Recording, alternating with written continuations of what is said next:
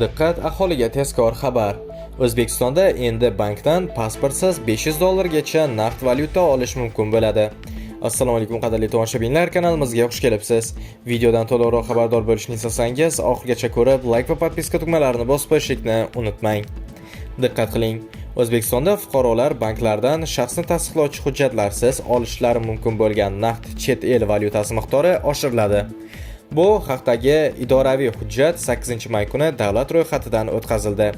Qayd etilishicha, hujjat Adliya vazirligi tashabbusi bilan ishlab chiqilgan bo'lib, u 2886-12-son bilan ro'yxatdan o'tgan.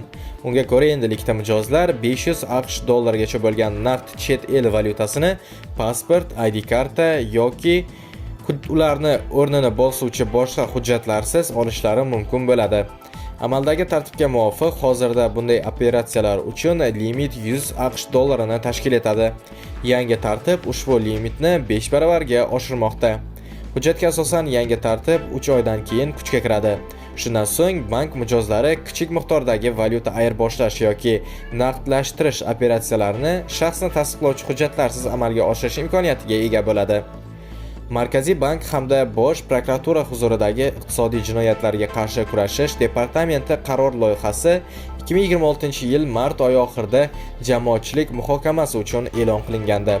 Hujjatga muvofiq mijozlarni identifikatsiya qilish tartiblari ham aniqlashtirish belgilangan. Banklar jismoniy shaxslarni biometrik pasport, ID karta yoki raqamli identifikatsiya orqali tekshirish kerak bo'ladi. Shuningdek, pul o'tkazmalari va boshqa moliyaviy operatsiyalar bo'yicha ma'lumotlarni yanada batafsil qayd etish talablari kuchaytirilmoqda. Do'stlar, shu va shunga o'xshash yangiliklardan birinchilardan bo'lib xabardor bo'lishni istasangiz, kanalimizga obuna bo'ling va bizni kuzatishda davom eting.